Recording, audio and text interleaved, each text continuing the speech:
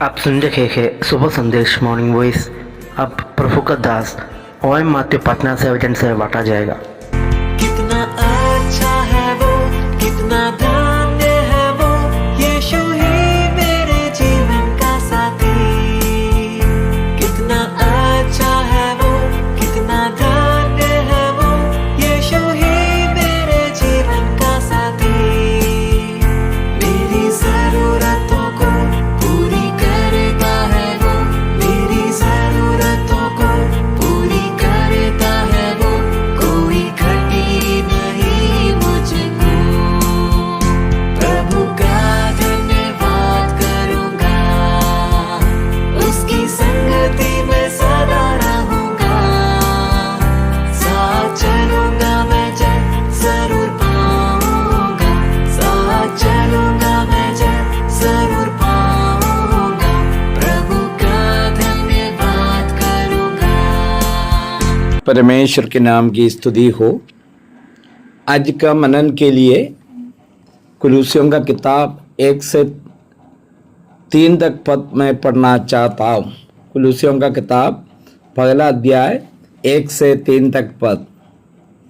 पौलुस की ओर से जो परमेश्वर की इच्छा से मसीह यीशु का प्रेरित है, और भाई तीमुथियुस के ओर से मसीह में उन पवित्र और विश्वास भाइयों के नाम जो कुलूसे में रहते हैं, हमारे पिता परमेश्वर की ओर से तुम्हें अनुग्रह और शांति प्राप्त होती रहे। हम तुम्हारे लिए नित्य प्रार्थना करके अपने प्रभु यीशु मसीह के पिता अर्थात परमेश्वर का धन्यवाद करते हैं, क्योंकि हमने सुना कि मसीह यीशु पर तुम्हारा विश्वास और सब पवित्र लोगों के प्रति प्रेम रखते हैं। यहाँ पर प्रेरित पौलुस ने कुलूसियों का विश्वासियों को पत्रिका लिखा है। कुलूसियों का पत्रिका का जो निचोड़ बताएंगे तो यीशु मसीह का श्रेष्ठता के बारे में पौलुस वर्णन करता है। कलीसिया में और विश्व में यीशु मसीह अति श्रेष्ठ है।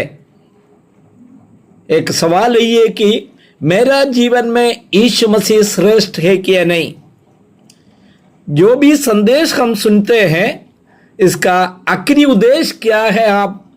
आप और मैं यीशु मसीह को नज़दीक में जानना, उनका श्रेष्ठता को अंगीकार करना और मेरा जीवन में उसको लागू करना। पत्रिका पौलुस के द्वारा लिखा हुआ है। उन्होंने रोमी जेल में रहते हुए इस पत्रिका लिखा है। कुलूसियों का पत्रिका 4:3, 10 और 18 पद में जो हम पढ़ने पर समझ में आता है, उन्होंने जेल में कैदी के रूप में रह रहा। 3 पद में बताता है, जिसके कारण मैं कैद में हूँ। और 10वां पद में हम लोग पढ़ते हैं,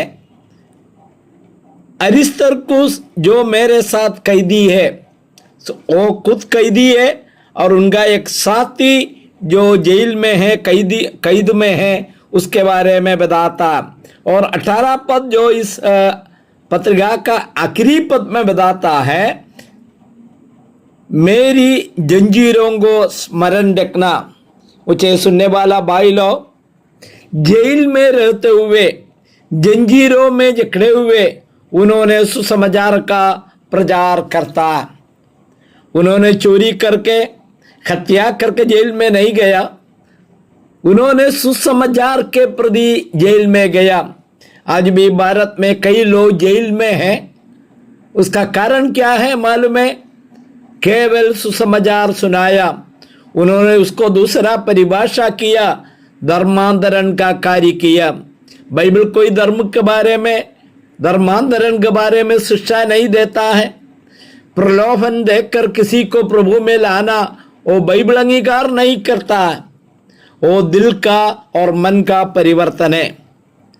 और पौलुस ये भी बात बताता, मसीह में उन पवित्र विश्वासियों को।